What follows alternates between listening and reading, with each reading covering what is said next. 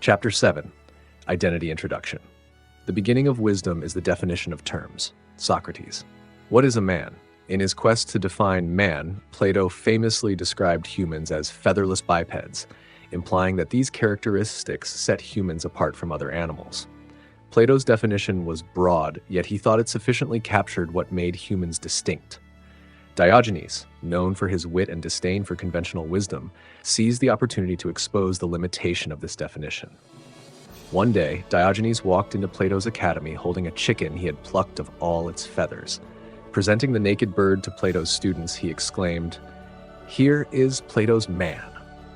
This pointed mockery astonished onlookers and forced them to reconsider Plato's attempt at defining humanity. Plato reportedly responded to Diogenes' demonstration by modifying his definition, specifying that a man is a featherless biped with broad, flat nails. Diogenes' bold act, while humorous, also served as a serious critique of simplistic definitions, highlighting the complexities of human nature or identity. Describing the identity of any entity is complex, as we will see in this chapter, but we will not give up. This chapter on identity is the most important one because it has changed how I understand how society works and the essence of existence as a whole. The concept of identity has allowed me to see that every entity, composed of quarks, has its own unique identity. This identity distinguishes one entity from another and groups them together based on shared characteristics. From the existence of the universe to the behavior of human society, everything is based on identity. This chapter lays the foundation and motivation for the book on the laws of existence. After all, when we say existence, we often speak of an entity's identity. Identity is how an observer distinguishes an entity, setting it apart from others. Identity in philosophy is defined as the relation that a thing bears only to itself. The law of identity states that each thing is identical to itself, meaning that it has unique features that set it apart from others. There is nothing else like it. An entity's properties or characteristics include both physical and emergent properties. Entities often exhibit a mix of shared and unique properties. Take triangles, for instance. Different types share specific attributes while possessing distinct characteristics. Similarly, bricks in a lot may share common features but also display individual traits. And chickens on a farm have common attributes, yet differ in specific qualities. Likewise, firefighters share certain properties while each member retains unique characteristics. No two entities can be identical at the same time and in the same space. Even identical twins have differences in behavior and habits. Furthermore, changes occur over time within a single entity. A rock erodes, a river changes its course, a person's beliefs and behavior change, and an organism's body changes in shape and vitality. Nevertheless, identity remains constant over the span of time. If it changes too rapidly for observation, the observer will not be able to register its characteristics to categorize the identity of the entity. Without a stable identity, an entity would not bear consistent characteristics. The characteristics that make up the identity should be stable for a time span or repeated with observable frequency. The characteristic emergent properties by which an entity can be identified is its identity. Ancient philosophers proposed that God does not create two identical entities at the same time and space because there is no reason to do so. This suggests that even God is unable to create two precisely identical entities. It is simply impossible. There will always be some form of difference at the macro or micro level. It all depends on the critical observation. Entities form, deform, reform, and vanish over a period of time. In essence, while the total matter remains constant in the system, the identities come into existence and wither away. When we speak of existence, we usually describe the identity of the entity, and we discuss the existence of the identity. There are essential and accidental properties of matter. Essential properties are those that, if changed, would alter the identity of the entity. Accidental properties, on the other hand, are those that, if changed, would not affect the identity of the entity. Change is defined as a deviation within an entity from its physical, chemical, or informational properties at a previous point in time. We shall discuss the change in a dedicated chapter. Defining identity.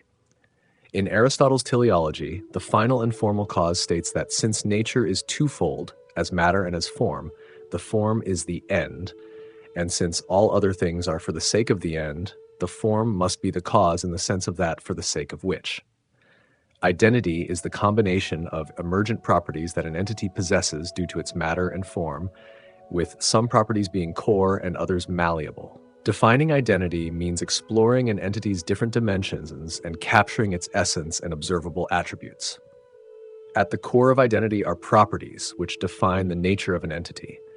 These properties shape an entity's identity on both a fundamental and observable level.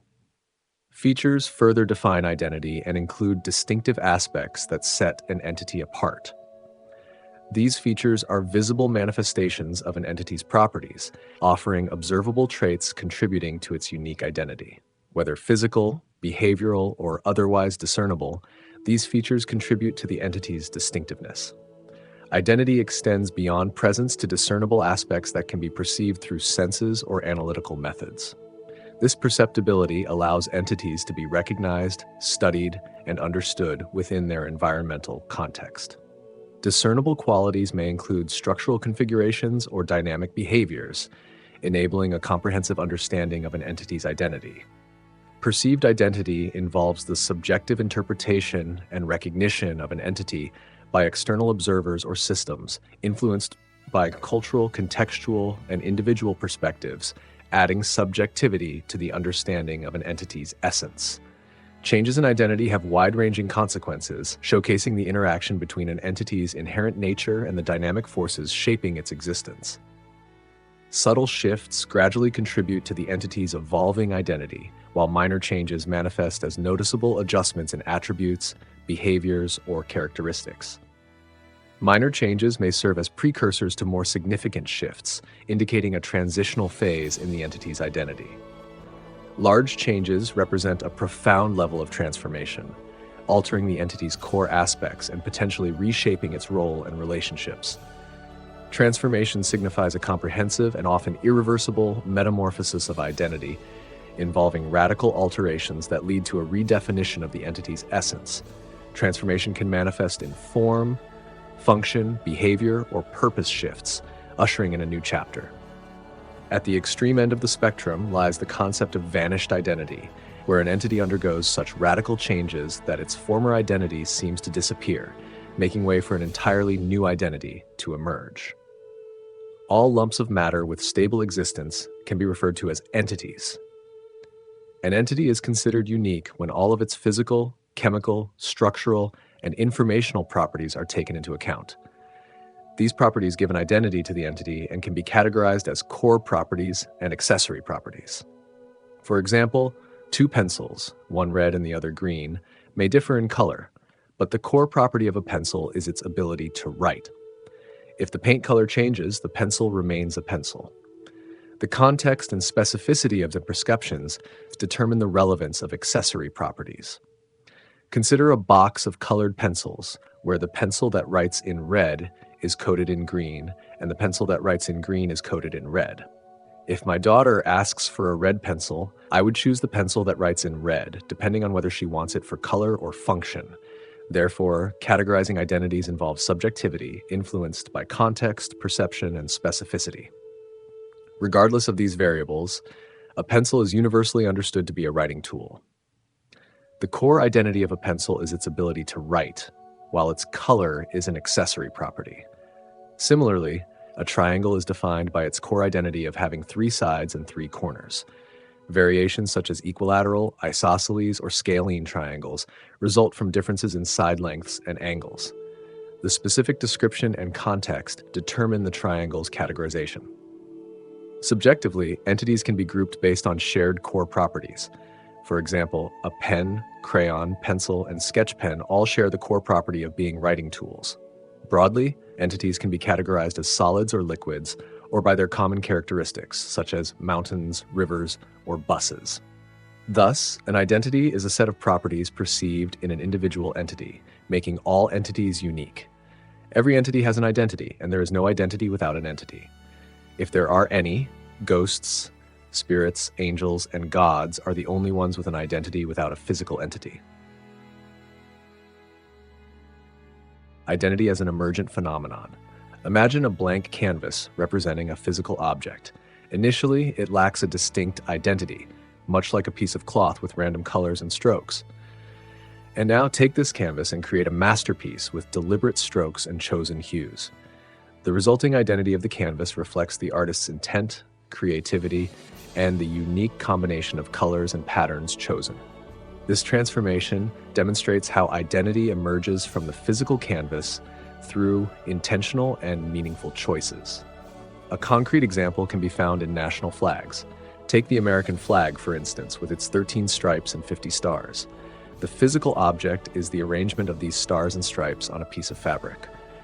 However, the resulting identity surpasses a combination of shapes and colors. It symbolizes a nation's history, ideals, and collective identity, evoking a deep sense of patriotism and pride among its citizens. In this case, the physical entity is the flag itself, which inherently carries the symbolism of a sovereign nation. However, the resulting identity extends beyond the material. It encompasses the emotions, history, and national pride associated with the flag. I always carry the Indian flag in my money purse. The refusal of some Pakistani individuals to burn the Indian flag, even for a cash prize, on YouTube documentary, exemplifies how the resulting identity of a nation's flag can evoke a sense of respect. That was a good gesture by those Pakistanis. Consider the iconic Mona Lisa painting by Leonardo da Vinci. The physical object is the canvas and paint, but the resulting identity is the enigmatic smile, the mastery of technique, and the historical significance of the artwork. The painting's identity emerges from its physicality and the layers of interpretation, mystery, and cultural impact it has accumulated over centuries. Whether it is a national flag, a piece of art, or any tangible object, identity emerges as a dynamic interplay of physical attributes, intentional choices, and the collective significance bestowed upon it over time.